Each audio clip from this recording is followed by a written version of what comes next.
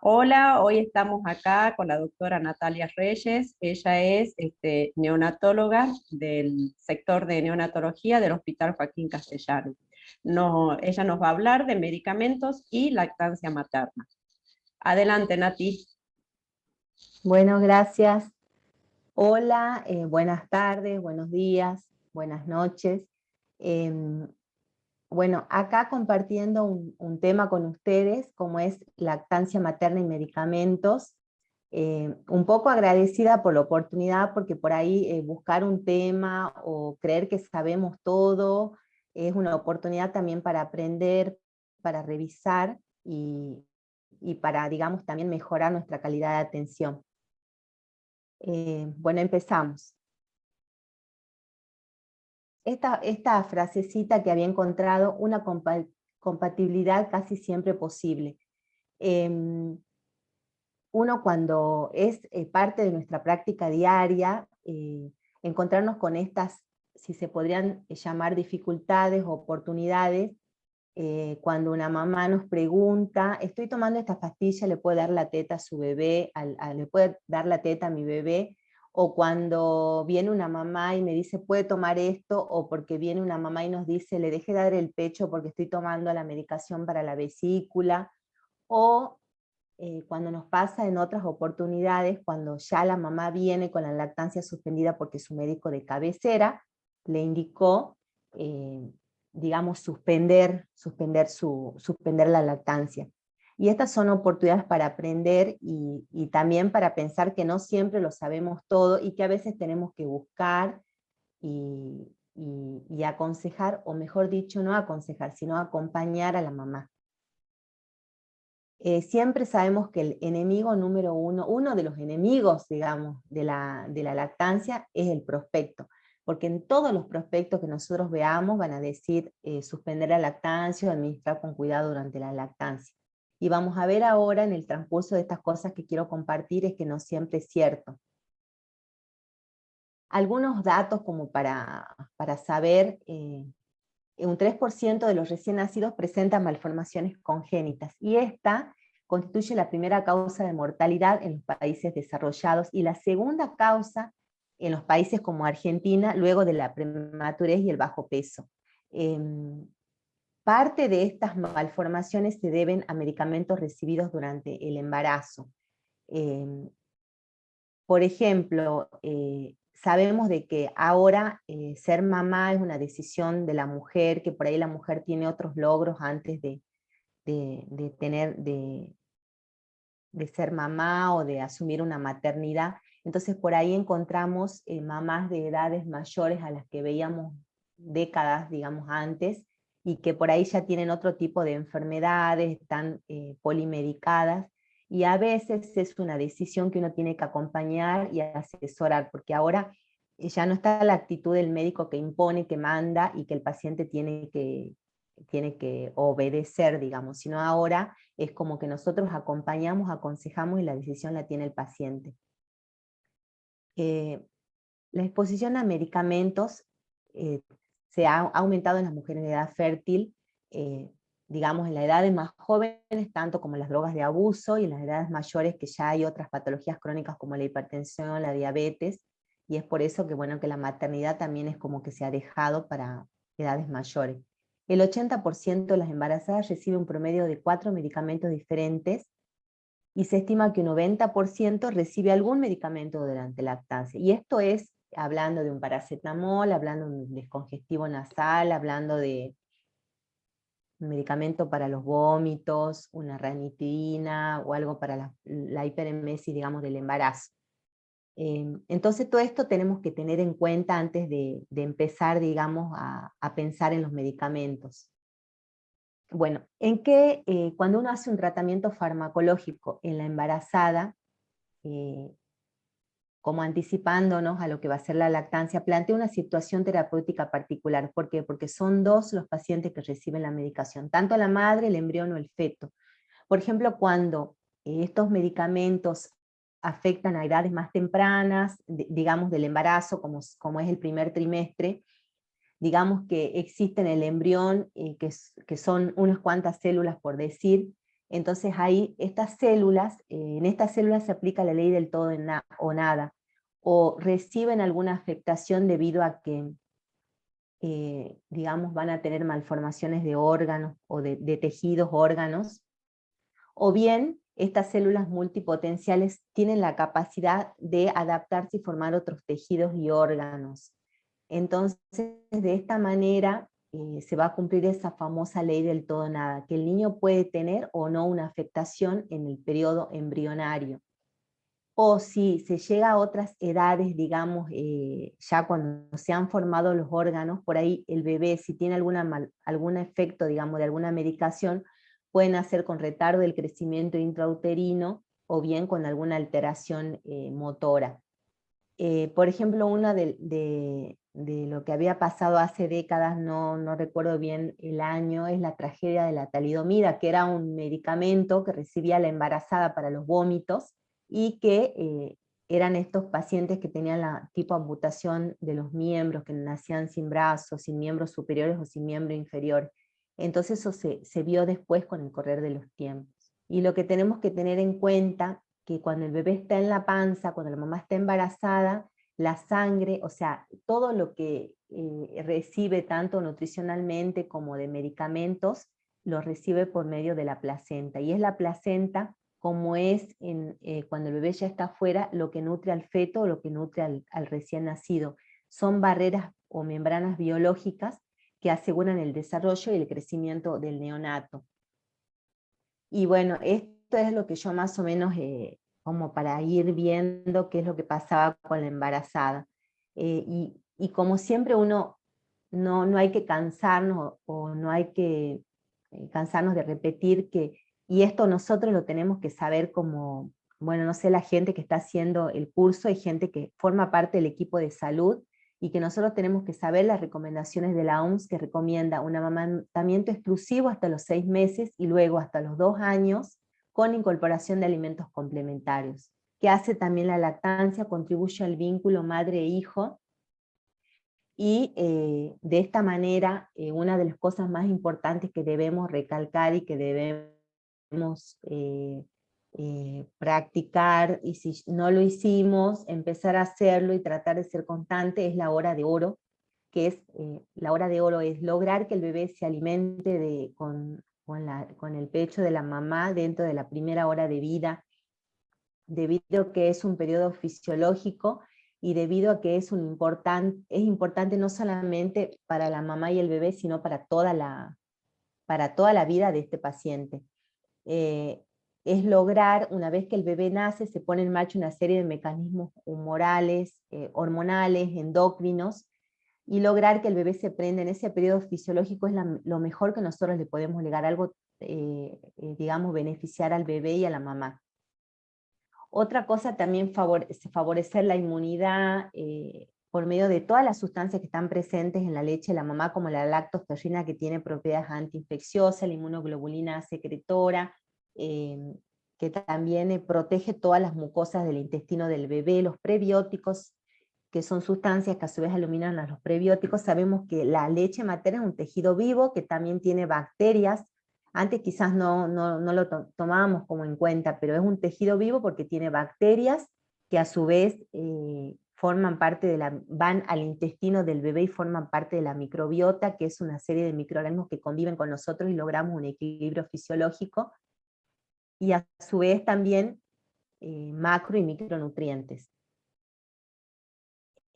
Otra cosa también que me pareció importante es la epigenética, que por ahí nosotros no sobredimensionamos, pero la epigenética es una parte de la genética que se encarga de las modificaciones en el ADN sin alterar la secuencia misma del ADN. Es decir, como para poderlo entender, nosotros por medio de nuestro comportamiento modificamos ya la herencia genética que nosotros tenemos, y nuestro comportamiento es nuestra forma de alimentarnos, nosotros y también a nuestros bebés.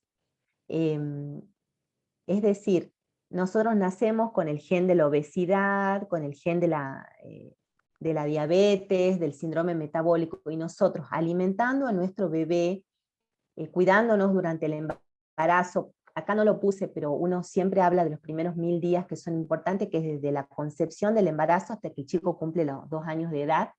Todo eso es tan importante que la alimentación de un niño empieza cuando la mamá empieza su embarazo.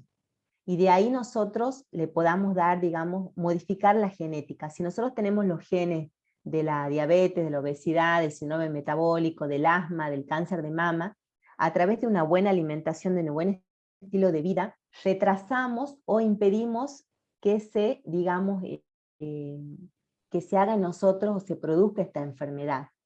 Entonces es tan importante el aporte que nosotros hacemos tanto como médicos y enseñando o guiando a las mamás para la alimentación al pecho materno.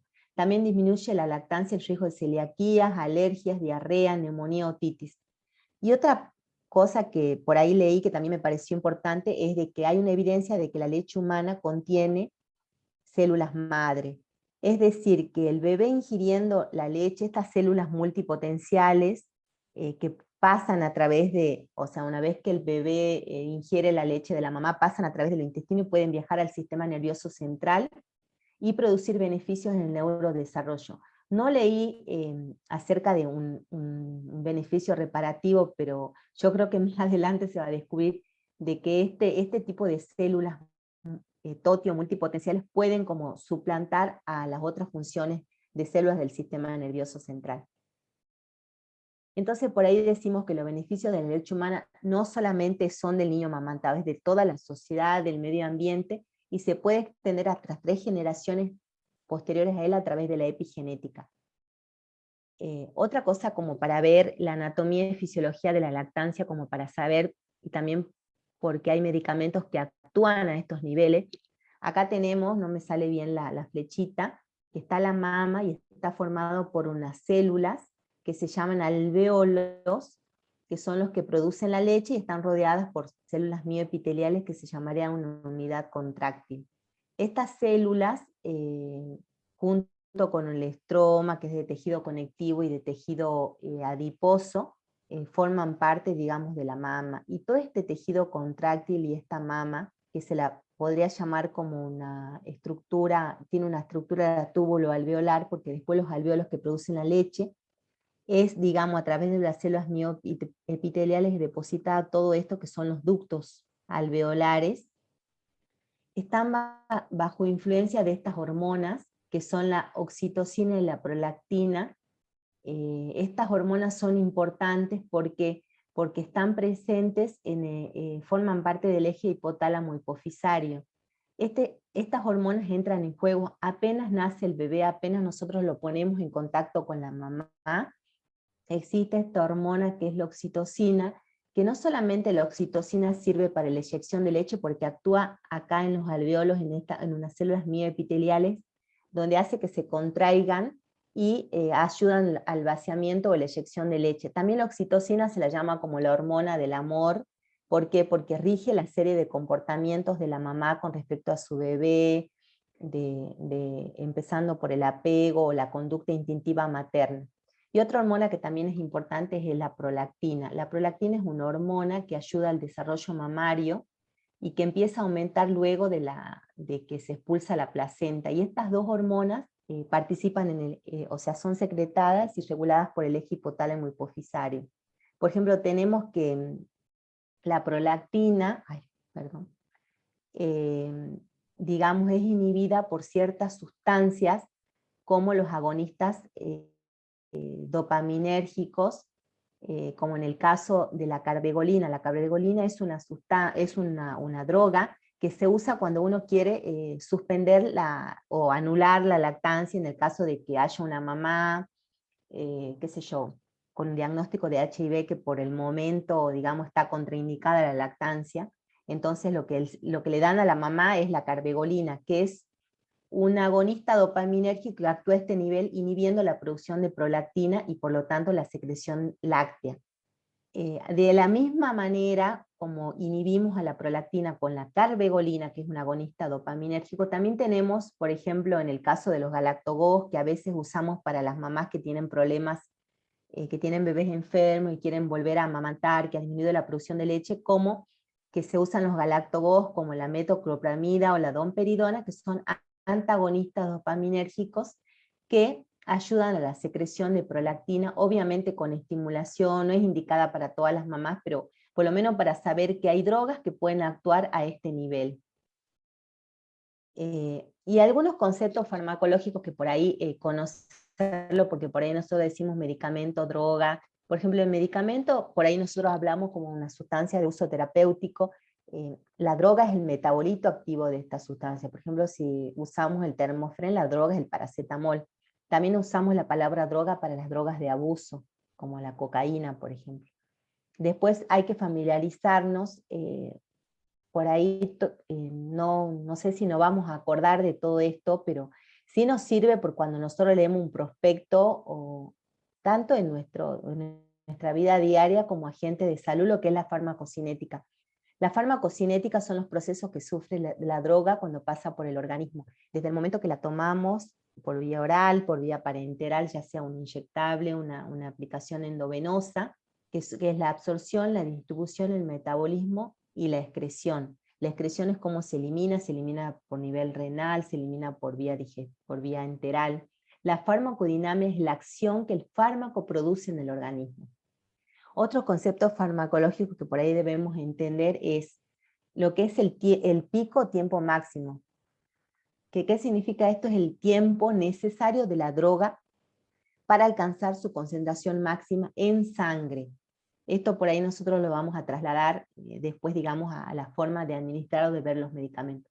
La semivida o vida media o semivida de eliminación es el tiempo en el cual el fármaco tarda en reducirse a la mitad en la sangre, todos en la sangre.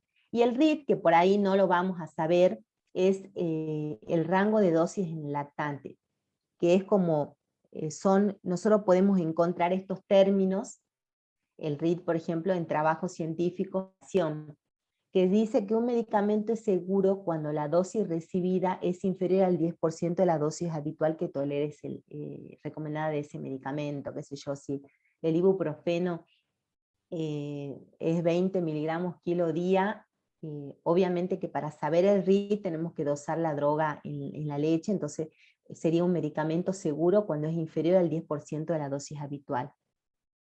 Digamos que esto es como para conocer, porque nosotros cuando leemos un prospecto, cuando hablamos con una mamá, no le vamos a decir lo que es la farmacocinética, pero cuando leamos el prospecto vamos a saber que la farmacodinamia es la acción del fármaco en el organismo. Por ejemplo, ¿cuáles son los factores de toxicidad que hacen que este medicamento llegue a la leche materna o afecte al bebé? Hay dos maneras. Uno, que esta sustancia inhiba la producción de leche, o que siga los pasos 1 a 5, como ya lo vamos a describir. Algunos medicamentos van a disminuir la secreción láctea porque inhiben la prolactina, que habíamos hablado que eran agonistas de la dopamina. Por ejemplo, la ergotamina, que es una droga que se usa para las migrañas, los estrógenos y los anticolinérgicos, que son antiespasmódicos, antihistamínicos de primera generación, el uso de diuréticos tiacídicos como la hidroclorotiacida, abuso de efedrina, gonadotrofinas, antiparkinsonianos, que ahí serían los agonistas dopaminérgicos, o precursores de la dopamina, y las prostaglandinas de la primera semana posparto pueden inhibir la prolactina. Entonces esa sería una forma de disminuir la secreción láctea o de afectar al bebé. Y otro de los pasos, que son 5, es una vez que la mamá ingiere un medicamento, debe pasar a la sangre de la madre. Entonces, ¿de qué depende eso? De la biodisponibilidad. ¿Y qué es la biodisponibilidad? Es el porcentaje de una sustancia que alcanza la circulación sistémica o la sangre después de su administración, de absorción o de la primera metabolización hepática. Nosotros una vez, para que un medicamento que la mamá, por ejemplo, tome por vía oral, debe absorberse en el estómago, el intestino, alcanzar la circulación, ir por todos los tejidos, y recién vamos a saber si puede o no llegar a la mama, y eso depende de la biodisponibilidad, ¿sí? Por ejemplo, algún tipo de medicación tópica inhalada, o qué sé yo, nos ponemos una crema, eso no va a pasar a la sangre, entonces no se va a absorber ni va a perjudicar al bebé. Otro paso, digamos, una vez que pueden o no los medicamentos alcanzar la sangre sería pasar de la sangre a la leche de la madre. Y ahí tenemos el índice leche plasma, siempre pensando que nosotros no tenemos el acceso a medir los medicamentos, digamos, en la leche. Pero esto ya está estudiado y está en trabajos científicos para algunos medicamentos que por ahí nosotros podemos leer. Es el pasaje, digamos, de el medicamento a la leche de la madre, y eso tiene que ver con el índice de leche plasma, que es la relación entre una concentración de sustancia en la leche con respecto a la concentración de plasma. Si es menor a 1, menos concentración se va a alcanzar en la leche materna.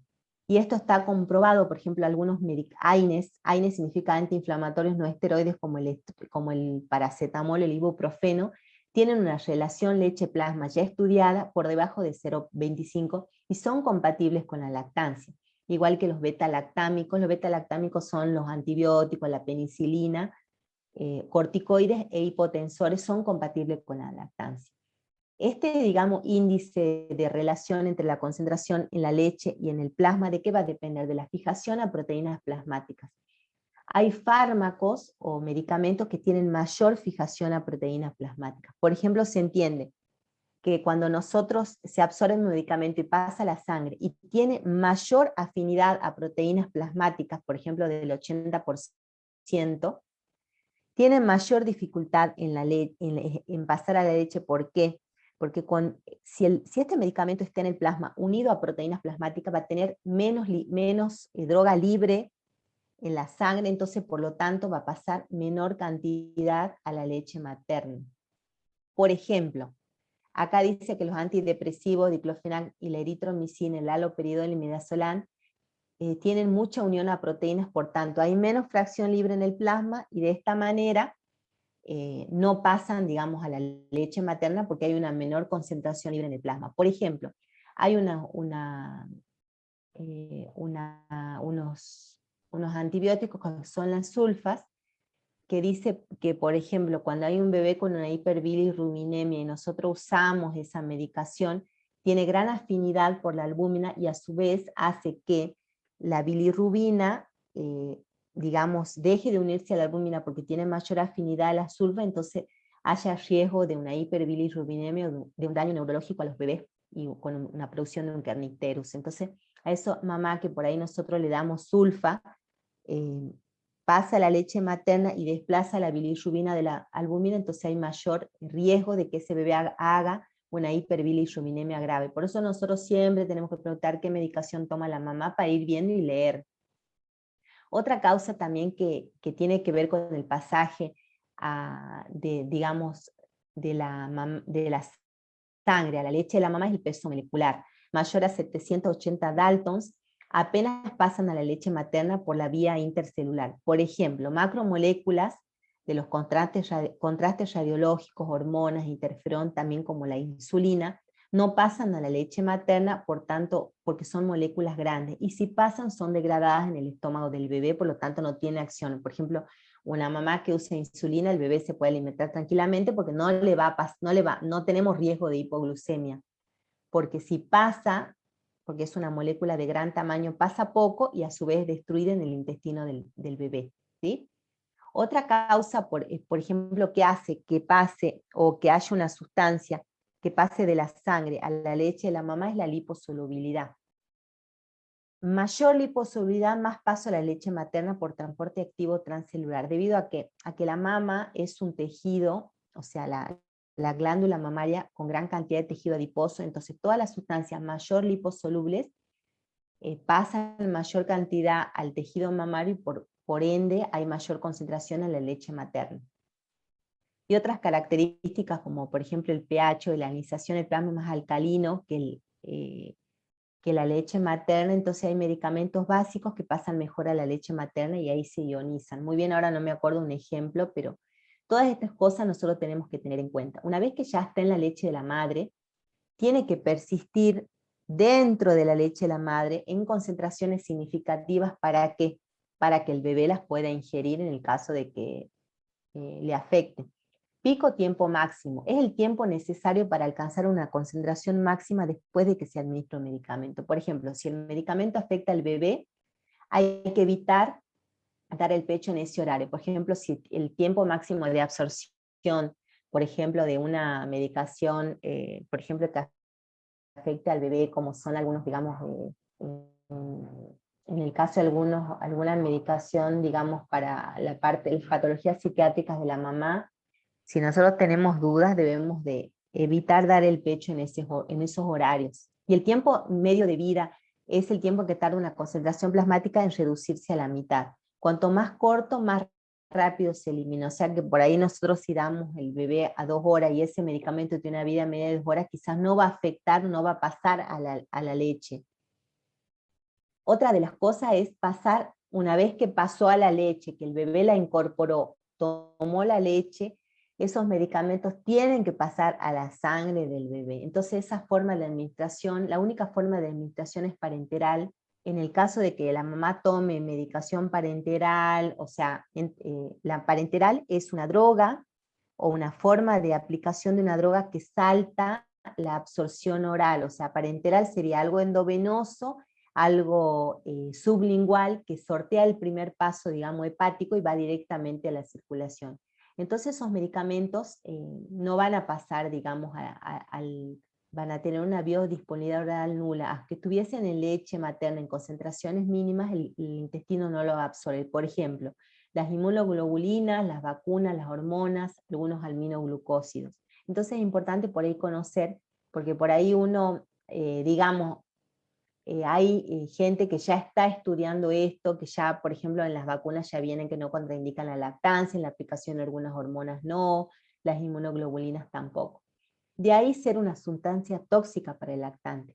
La mayoría de los medicamentos, por ejemplo, que toma la mamá, un ibuprofeno, un paracetamol, se administran en recién nacidos en dosis terapéuticas, entonces no le causan efectos secundarios si los reciben a dosis subterapéuticas, como es hasta que llega a la sangre del bebé. De igual manera, si esa mamá estuvo durante todo el embarazo sometido a estos medicamentos, también el bebé ya estuvo, digamos, ya los estuvo recibiendo intraútero.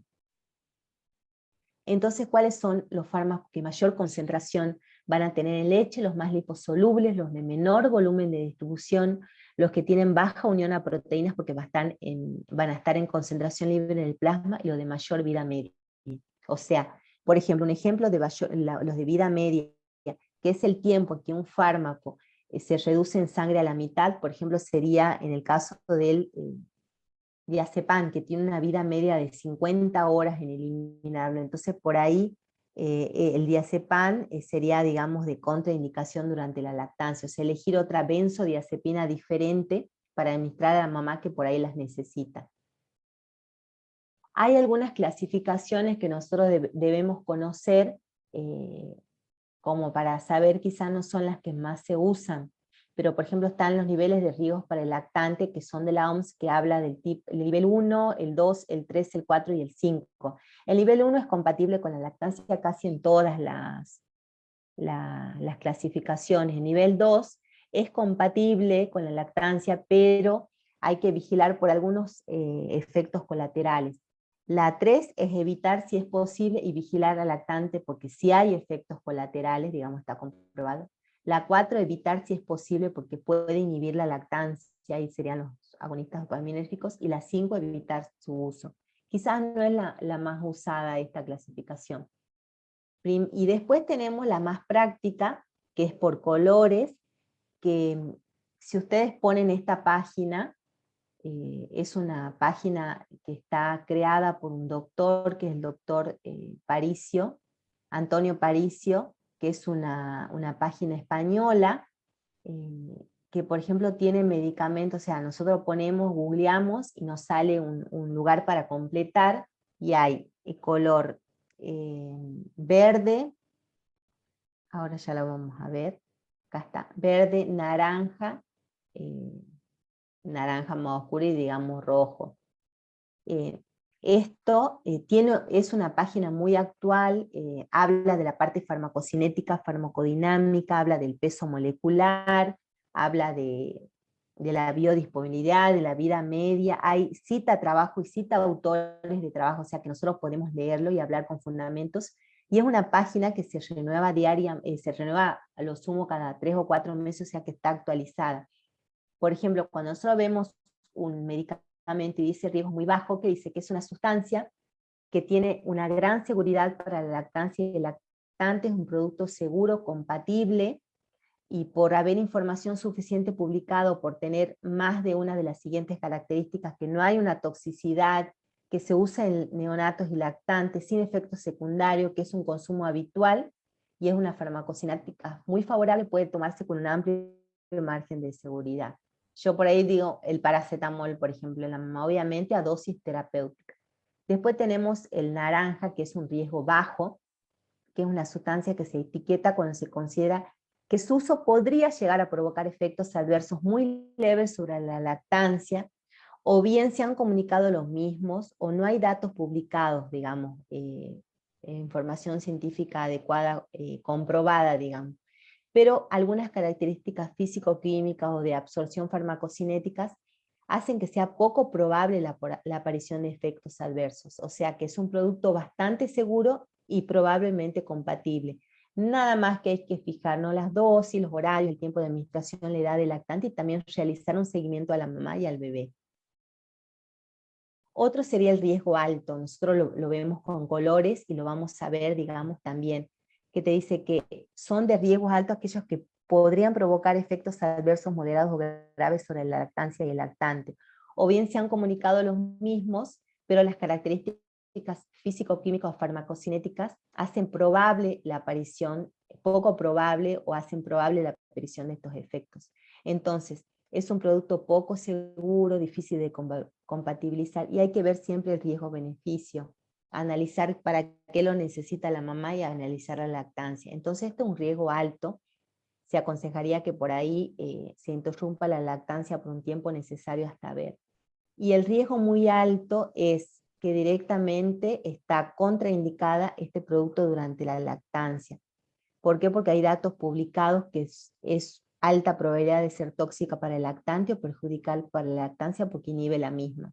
Entonces esta es una aplicación práctica que nosotros deberíamos, digamos, por ahí cuando recibimos una mamá que ya tiene, digamos, contraindicada la lactancia, porque viene el cardiólogo y le indicó, no sé, enalapril, y nos dice, por ejemplo, en el prospecto te dice administrar con precaución durante la lactancia, entonces la mamá ya tiene suspendida la lactancia. Obviamente, siempre desde el respeto, hablar con el cardiólogo o dirigirnos a la persona y decir, mire, acá en esta página ahí puede ser administrada, porque como les dije, el prospecto de un medicamento es uno de los enemigos de la lactancia, porque es como que tomamos algo no podríamos dar de mamar.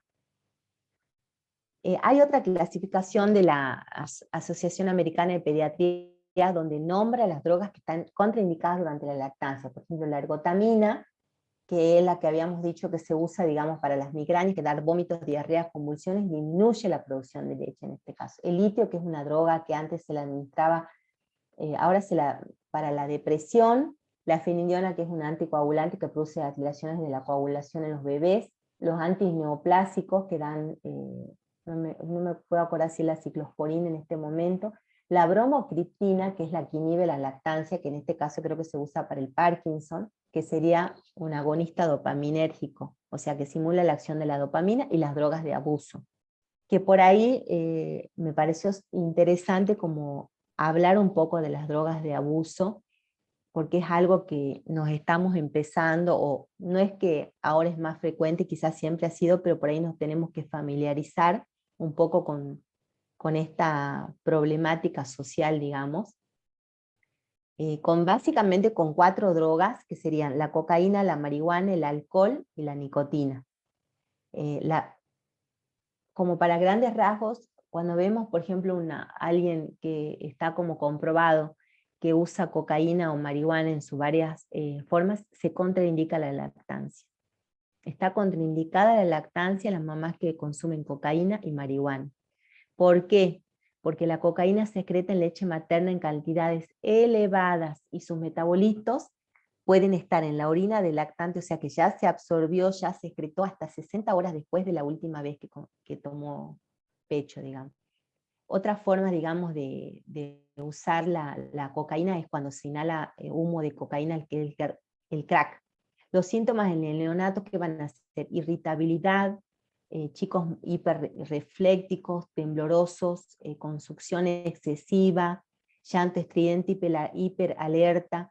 A su vez tienen un mayor riesgo de muertes súbitas y apneas, una porque la mamá también, que está atravesando por este momento esta enfermedad que es la adicción, no tiene la alarma suficiente, entonces hay más riesgo que la mamá lo aplaste al bebé o tenga una muerte por asfixia, las apneas.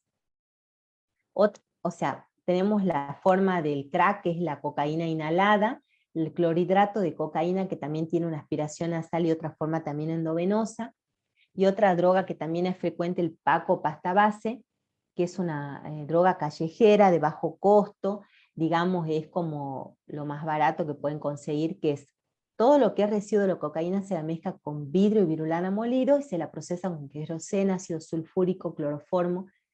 Esto se consume como en una pipa casera o sobre la marihuana en forma de cigarrillo. Es altamente tóxica, adictiva y está asociada a conductas delictivas. No sé si la gente, digamos, que escucha el curso, digamos, es de Güemes, pero hemos tenido bebés, hijos de madres adictas a Paco, con síndrome de abstinencia, y más o menos casi es parecido a lo que habíamos dicho antes. Irritabilidad, pueden tener hasta convulsiones, fiebre, estar hiperalertas, con una hiperreflexia, o sea, los reflejos más vivos. Entonces acá está contraindicada la lactancia. Nosotros como equipo de salud apenas quizás no sospechamos, pero estamos como seguros de que la mamá usa cocaína y marihuana, hay que suspender la lactancia. Otra es la nicotina, que es a causa del cigarrillo, que en sí las mamás fumadoras tienen bebés con prematurez, bajo peso, disminución de la producción de leche, riesgo de muerte súbita, riesgo de infecciones respiratorias por inhalación de humo, y por ahí antes, o sea, como no es como para contraindicar la lactancia, porque dice que se ha visto que los hijos de madres fumadoras tienen menos riesgo para su salud cuando reciben pecho que cuando toman fórmulas. Así que obviamente que uno tiene que evitar el cigarrillo, pero se sabe que las mamás que tienen adicción, sus hijitos van a tener menos daño si son amamantados que si toman fórmulas. Otra, digamos, droga de abuso que se contraindica en la lactancia es la marihuana. La marihuana, porque es altamente liposoluble. Habíamos dicho que cuando tienen esta propiedad, digamos, física, se acumulan más en el organismo, se acumulan más en el tejido graso mamario, y tienen una liberación prolongada de hasta 30 días, se puede dosar un mes después, en la orina del bebé y de la mamá que ha consumido marihuana. Y relación 8.1 leche plasma. ¿Qué quiere decir? Que tienen mayor concentración en la leche de la mamá que en el plasma, y tiene un alto volumen de distribución, o sea que se retiene en tejido graso, cerebro, mama, placenta, circuito entero hepático, y su metabolismo más importante es el delta 9 tetrahidrocannabinol, o sea que este es metabolito que se detecta en la orina de los bebés.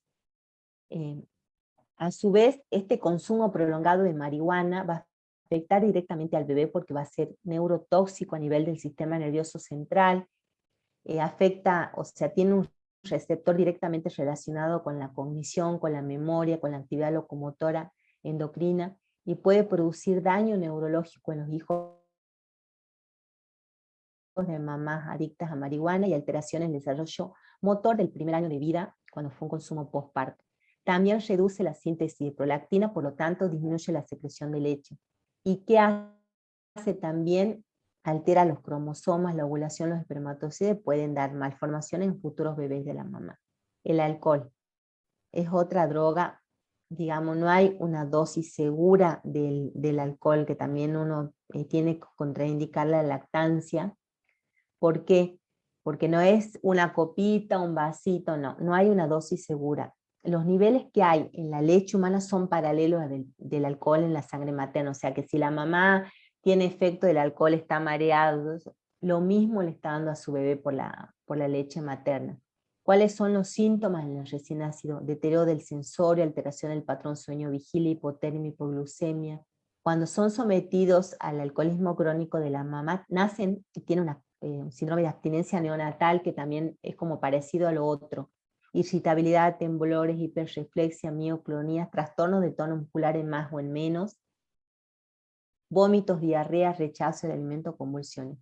Y hay un síndrome del alcoholismo fetal, digamos, que puede ser un retardo del crecimiento intrauterino pre y postnatal, retardos en el desarrollo neurológico, psicomotor, y unas ciertas dismorfias faciales que son ya descripciones de, digamos, alteraciones, digamos, fisonómicas en la cara por el daño, digamos, del bebé sufrido intraútero a causa del alcohol. Bueno, algo como para saber cuál es la estrategia terapéutica de las drogas de abuso, es tanto de cocaína como marihuana, suspender la lactancia, sí o sí, o sea, si uno está en un hospital de mayor complejidad, hay que solicitar muestra de orina a la mamá y al recién nacido, por ahí a uno de los dos, en busca del metabolito. Ya vienen como unos tipos cassette, donde hay reactivos, donde no va a decir positivo o negativo cuando la mamá está ha usado drogas en el embarazo, como son drogas de vida media alta, digamos que esta reacción va a durar como 30 días siendo positiva. Y en el recién nacido uno tiene que investigar que por ahí han sido sometidos a estas drogas durante todo el embarazo, entonces hay que dosar un laboratorio completo, ecografía cerebral abdominal, un electrocardiograma, en el caso que por ahí la cocaína da alteraciones, digamos, eléctricas. Obviamente que todo es con un abordaje multidisciplinario, tanto la parte de la mamá, psicología, psiquiatría, todo tiene que ser individualizado, no por, digamos, ser la mamá adicta a estas sustancias, hay que separarlo al bebé de la mamá, porque por ahí le va a costar más a la mamá, digamos, enfrentarse a esta problemática.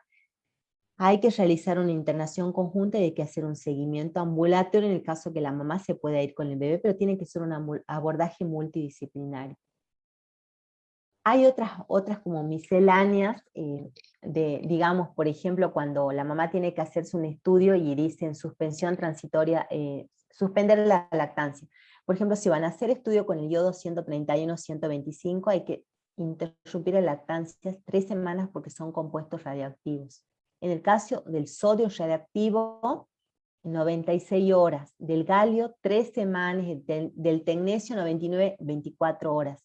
Como para saber, obviamente uno cuando va a hacer un estudio siempre nos informa el lugar, sí, o sea, las preguntas si estamos amamantando, entonces ya nos dice qué sustancia y la cual nosotros podemos averiguar.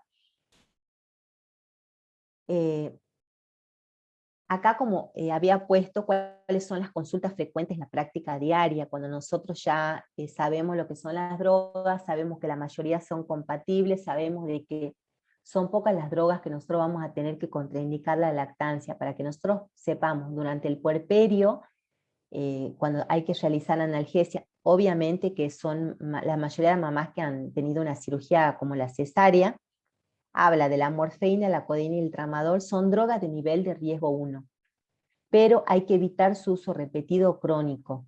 ¿Qué quiere decir? De que no contraindicamos la lactancia, pero son drogas que por ahí no son para administrarlas 7 días, 2 semanas, es por un par de días o es por un día solamente. Y hablar, digamos, con el anestesista o hablar con el ginecólogo, que por ahí no indicar un tramadol por un tiempo prolongado, sino nada más que 48 horas, y vigilar al bebé. Obviamente que apenas la mamá se encuentra en condiciones puede tomar paracetamol, ibuprofeno, ketorolac, que son drogas también de nivel de riesgo 1, pero que no tenemos que controlar tanto, digamos, al bebé. Sí pensar que la morfina, la codeína, hay una publicación donde había un bebé metabolizado rápido que convertía rápidamente la codeína, que era un jarabe que la mamá estaba recibiendo para el dolor, y bueno, una morfina directa a alta concentración le causó apneas y muerte. Entonces por ahí, como desconocemos las drogas, digamos, de mayor riesgo, se debería de dar por un tiempo corto. En el caso de que sea una madre epiléptica, está permitida, o sea, son drogas de nivel 2. ¿Qué quiere decir?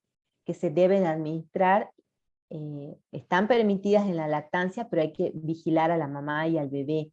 La carbamazepina, la oxcarbamazepina, el ácido valproico, el levetiracetam, son drogas de nivel 2, o sea, no hay que, digamos, inhibir la lactancia, pero sí vigilar al bebé y a la mamá, controlar al bebé si vemos que es un bebé dormido, que es un bebé que por ahí no se está alimentando bien, quizás habría que valorar el riesgo-beneficio. Siempre hay que controlar a los dos pacientes.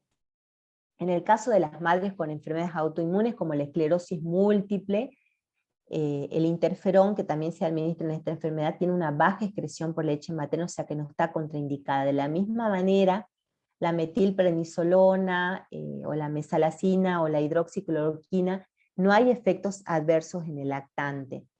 Y el metrotexato tiene un riesgo bajo, que sería uno que hay que administrar y vigilar, digamos. La madre hipertensa puede recibir alfa-metildopa, propanolol, betalol, inclusive un goteo de sulfato de magnesio, carvedilol, enalapril.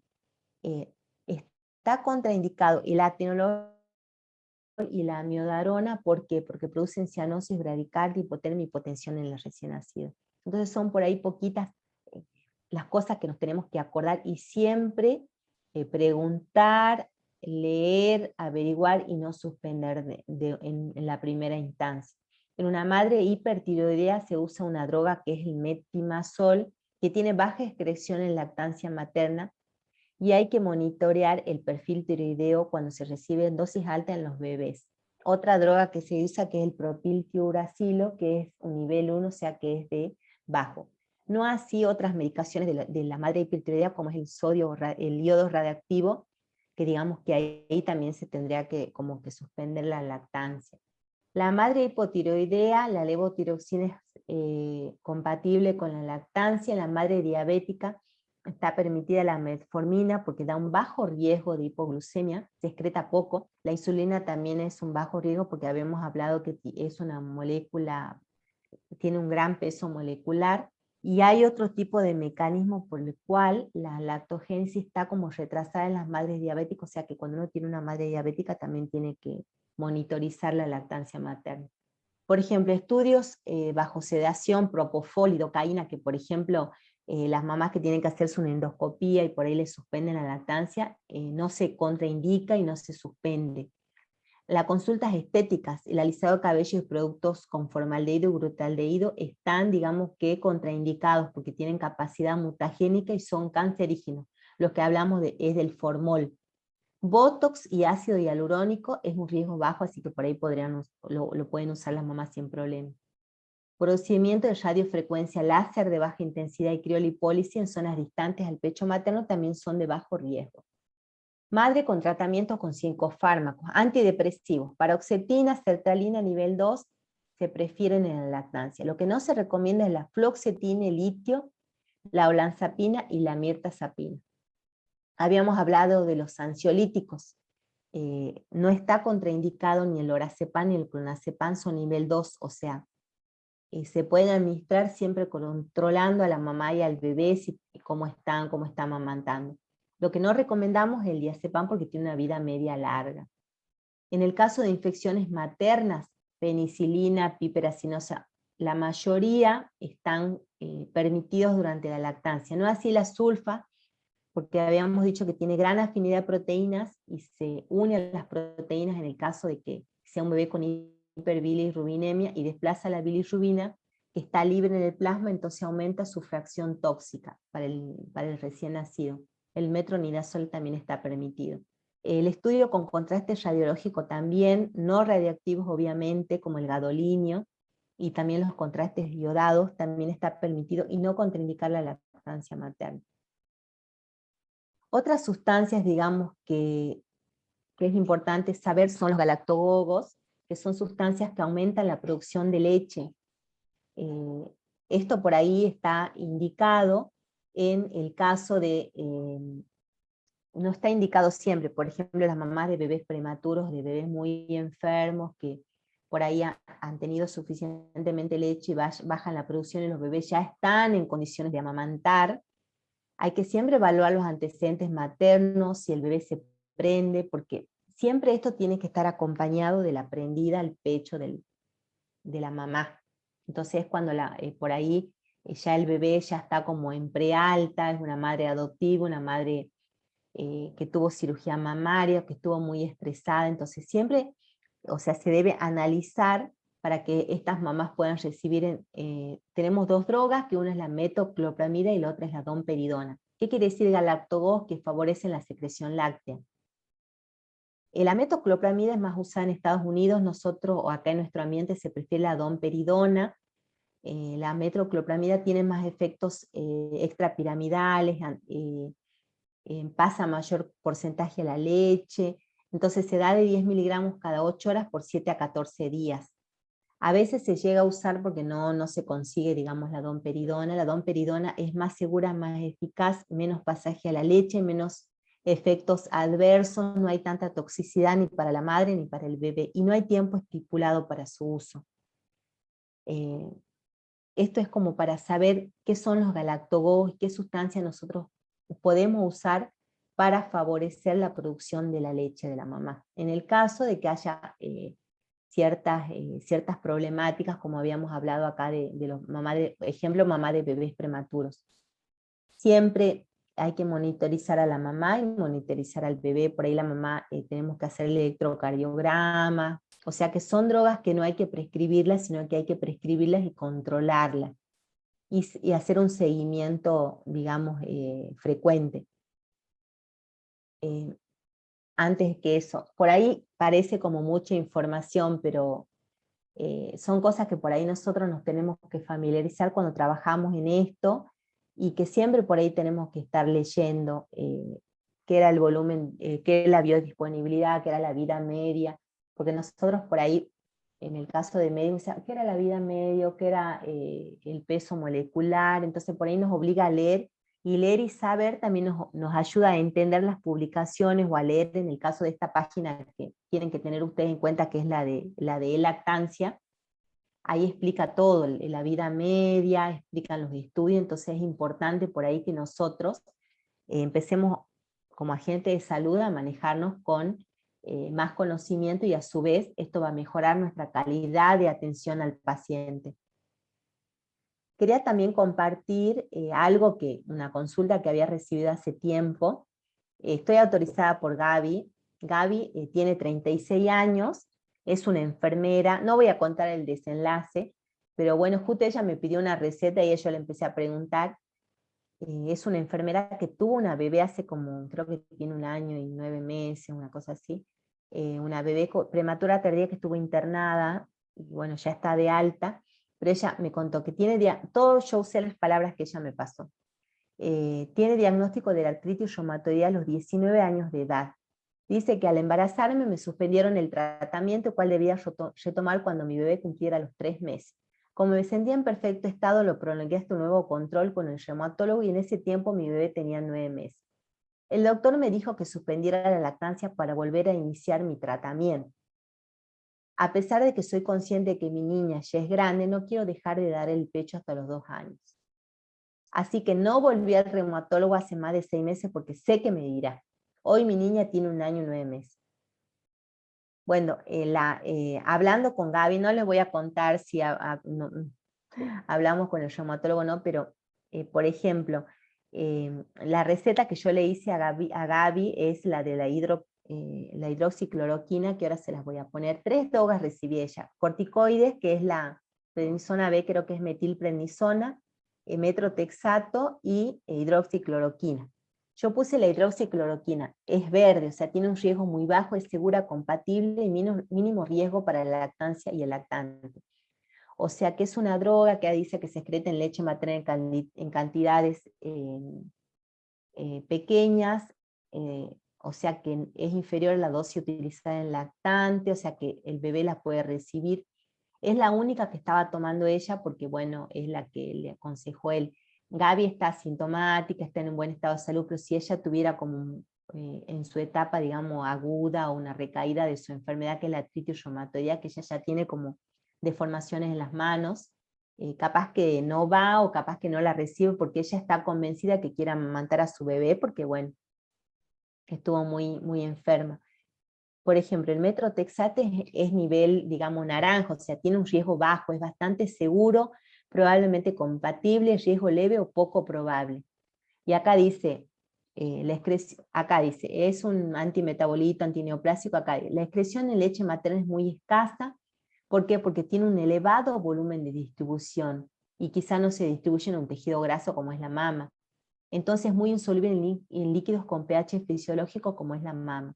Entonces se han encontrado niveles en leche materna indetectables o ínfimos, o sea que el bebé no va a tener un daño o no está contraindicado en la lactancia materna. Obviamente que serían bebés para control, para monitorización, digamos, clínica, pero si nosotros leemos metotrexato en el prospecto, suspendemos la lactancia. Y otra droga que recibe a los corticoides, que es la meprednisona, que también es lo mismo, que tiene un riesgo bajo, pero a su vez acá lo que tiene esta página, que todos tenemos que tener, es fácil acceso en el celular, que también te da alternativas, te da la metilprednisolona, la prednisolona y la prednisona, o sea que te da otras drogas que se puede usar que son riesgo muy bajo. Me pareció importante compartir porque aún siendo parte del equipo de salud, por ahí no sabíamos de esta página, entonces le digo, Gaby, fíjate la página que podés tomar, no, pero que yo no quiero volver con mi reumatólogo porque me va a decir que le deje de dar, y bueno, ahí quedó. Entonces, ¿cuáles son las conclusiones? Nosotros, tanto médicos como enfermeros, como agentes sanitarios, nos van a consultar, ¿puedo tomar esta medicación? Y lo ideal es que nos suspendamos en primera instancia, que consultemos las páginas, que si nos dicen que es de riesgo bajo, que controlemos a la mamá y al bebé, que si usamos sea en un tiempo necesario, obviamente no así para las enfermedades crónicas. La mayoría son compatibles y el mejor alimento es la leche humana. Y bueno, de esta manera era lo que quería compartir, espero que por ahí hayan entendido algo, les haya servido. Y me parece que lo más importante, nosotros como miembros del equipo de salud, desde donde nos toque estar, no imponer, acompañar, guiar, solo eso, acompañar y guiar, y siempre la mamá es la que tiene la última palabra. Bueno, eso es todo. Gracias, Excelente. Dolores. Excelente, Nati, la verdad que muy práctico, aplicable y muy linda tu charla. Algo que me encantó de lo que dijiste, el tema de que los prospectos nos juegan en contra siempre, porque todos los prospectos dicen eso, de que está prohibido, contraindicado con la lactancia. Entonces, cualquier mamá que lee el prospecto se siente angustiada, por más que le digamos que lo puede consumir el remedio, se va a sentir siempre angustiada. Por eso es importante también rescatar lo otro que dijiste, que esa página de lactancia la puede acceder cualquiera, el profesional de la salud, la mamá. Inclusive en esa página aparecen hierbas como para hacer los té caseros, Sí, el sí, sí, sí, paico, la sí. manzanilla, todos esos yuyos también aparecen ahí en la página, así que está muy, muy buena y altamente recomendable para usar antes de tomar una decisión de suspender la lactancia. Así que bueno, gracias, muchas gracias, Nati. Hermosa tu presentación. Ay, gracias. Bueno, espero que haya servido. Nos Muchísimo. vemos. Nos vemos.